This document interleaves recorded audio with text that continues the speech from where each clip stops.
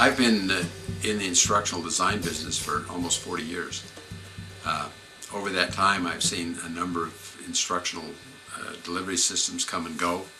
When I first got into this field, educational television was the rage. Everybody had a television studio.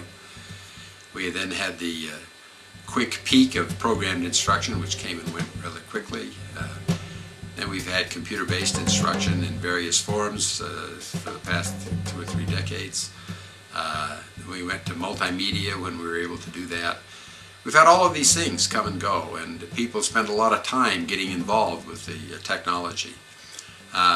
It's interesting to me, however, as we've moved to the internet, and things have become easier and easier to do, so to the point where almost anybody can create a website these days, that the effectiveness of the instruction, my impression is, has gone down, that we've become less effective. Much instruction, even some that's created by highly reputable firms, sometimes turns out to be relatively ineffective because it violates principles that we know are important for learning to take place.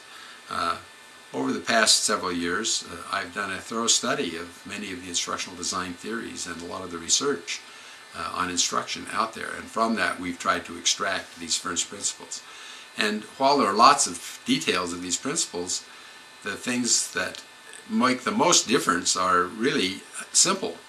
First of all, we need to show people what we're trying to teach them instead of just tell them. So much instruction is tell, and we don't show them what to do. Second, we need to give students an opportunity to practice what they've learned, and that doesn't mean just to answer multiple choice questions, which we often refer to as ask what they've learned or remember, but it means to get them involved in classifying instances, or get them involved in actually carrying out a procedure, or getting them involved in making predictions or troubleshooting in more complex tasks. And so consequently, much of what's called practice is not practice at all. It's not really application. And finally, students, we have all kinds of talk of motivation. People have indicated that motivation is perhaps the most important thing of all. Some people have said if students are motivated, we don't have much else to do. Well, this is just plain not true.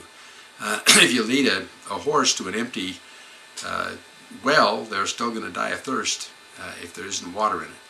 And we can motivate students to pieces, and if there isn't substance and we have violated other principles in the instruction, they're still not going to learn.